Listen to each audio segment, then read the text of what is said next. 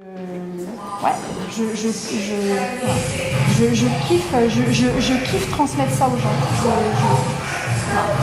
Je veux que les gens comprennent. Je veux que les gens comprennent que c'est hyper important. Comme dit Hello, effectivement, c'est moi aujourd'hui, ça peut être d'autres demain. Donc ouais, non, il faut surtout pas se laisser abattre. Et puis toujours regarder, toujours prendre tout ce qui arrive là en positif. Il faut prendre le plus. Le reste, on le laisse là où il est. Et puis je dirais presque, voilà, pour un petit mot de mon expérience, il y a tous les protocoles, il y a tout ça. Ouais. Mais par contre, les filles, oui, il y a la mammographie, tout ça. Mais palpez-vous les seins. Palpez-vous tout le temps. Palpez d'un côté, palpez de l'autre. Parce que moi, c'est grâce à ça que j'ai pu découvrir mon truc à temps. Parce que la mammographie n'avait rien détecté. Donc voilà. Soit palpez-vous, soit demandez à vos hommes.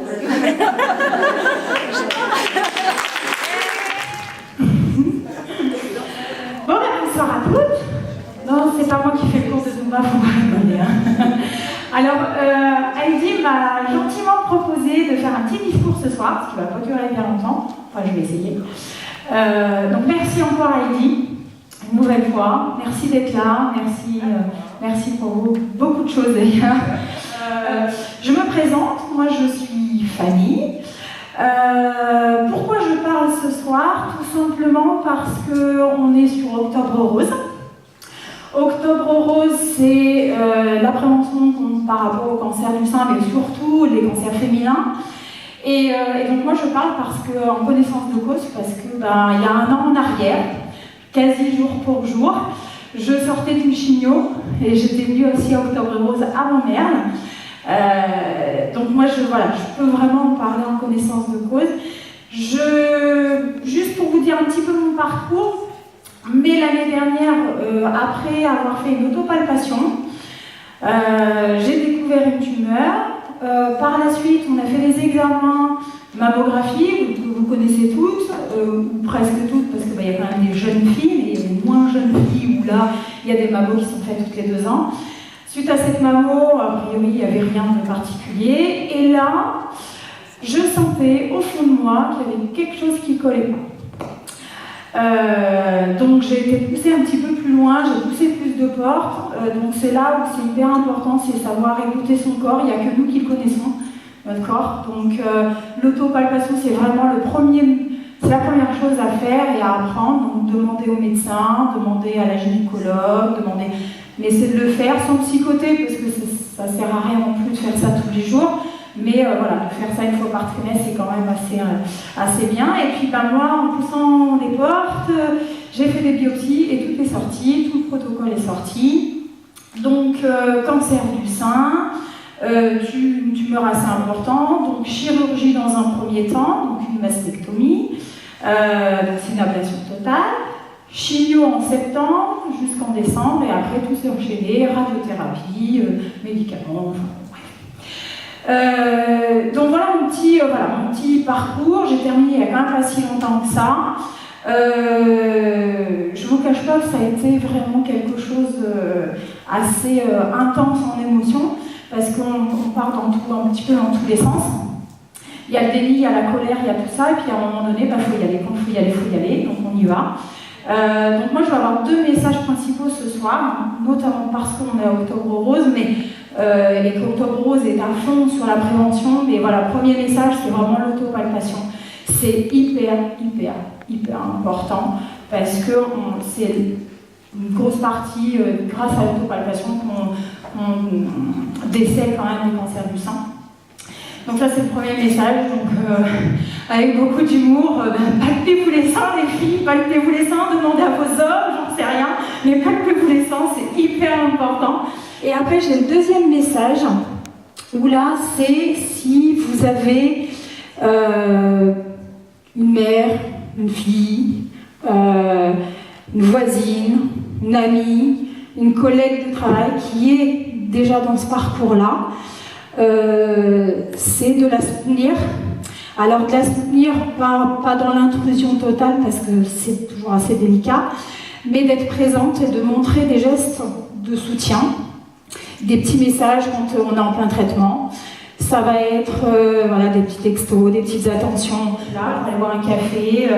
Enfin, voilà, moi, juste une petite anecdote pour ce qui me concerne. Mais moi, chaque chimio, j'avais 2 amis qui venaient manger avec moi.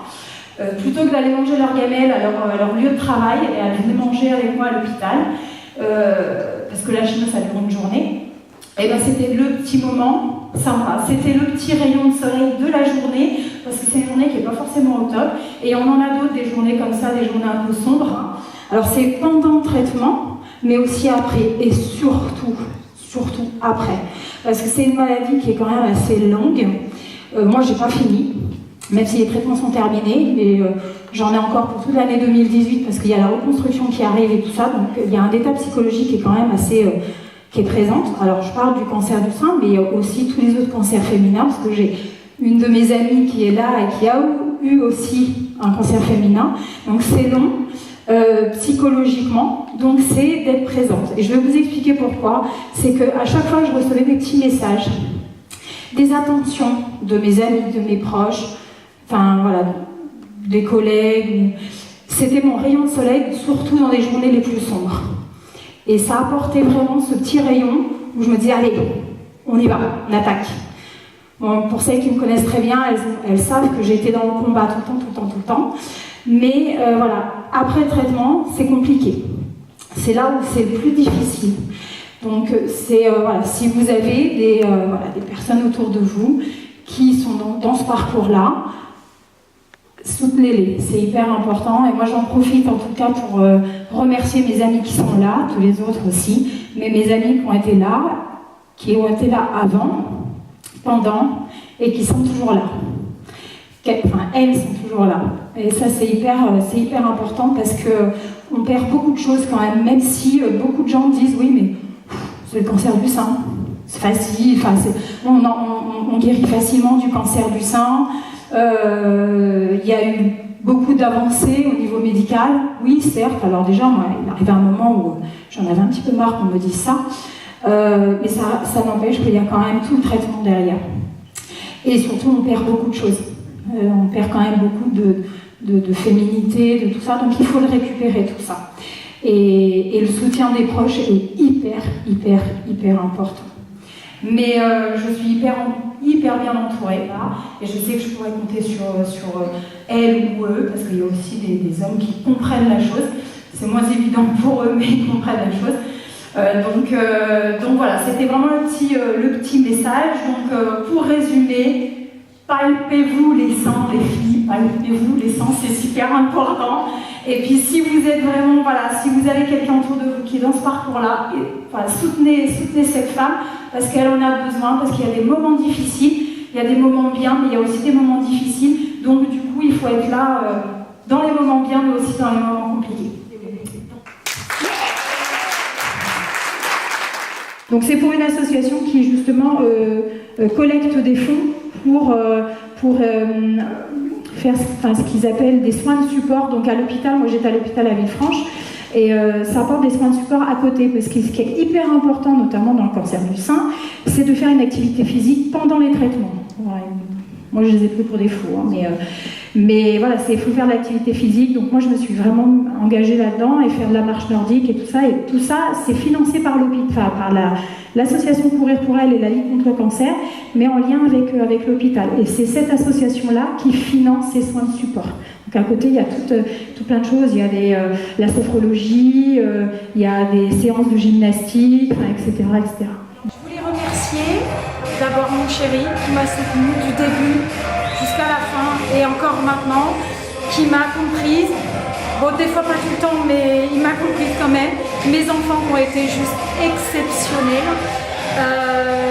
Ma famille qui m'a soutenue. Mes amis, je ne pourrais même pas les citer tellement il y en a qui ont été là du début à la fin, qui sont toujours là. C'est juste extraordinaire d'avoir des amis comme j'ai. Je voulais remercier également Heidi qui m'a donné la possibilité de faire ce petit discours, et qui a été là aussi extrêmement présente. Je tenais à associations telles que Courir pour elle, qui est sur Lyon, Octobre Rose, À chacun son Everest, Zumba Rose à Mâcon. Je voulais vraiment les remercier. Il existe d'autres associations, bien évidemment, qui sont là aussi pour la promotion contre le cancer féminin. Et c'est celles avec lesquelles j'affectionne tout particulièrement. Je voulais remercier Laurie Philippon, qui a été la responsable de l'activité physique adaptée à l'hôpital de Villefranche, qui a su m'inculquer justement pendant mes traitements de pouvoir faire de l'activité physique et qui est extrêmement importante pour le corps mais aussi pour l'esprit. Et c'est une femme juste extraordinaire. Elle est en soins de support à l'hôpital. C'est des soins de support qui sont financés par l'association Courir pour elle. Je voulais mettre un petit message aussi pour le centre Léon Bérard, l'hôpital de Villefranche-sur-Saône. Et puis voilà, alors attends, faudra que tu cliques encore. Est-ce que j'oublie des gens? Merci à tous ceux que j'ai oubliés.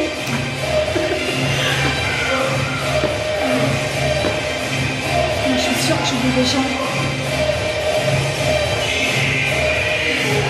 Merci à toutes les infirmières des services oncologie, que ce soit dans l'hôpital qui m'a soignée, mais aussi dans tous les hôpitaux et services oncologie, puisque c'est vraiment des femmes extraordinaires qui aiment leur métier, qui ont énormément de relationnel, beaucoup d'empathie, énormément de cœur. Donc vraiment merci de faire ce métier-là, qui est, je pense, une vocation plus qu'un métier. Elles sont extraordinaires.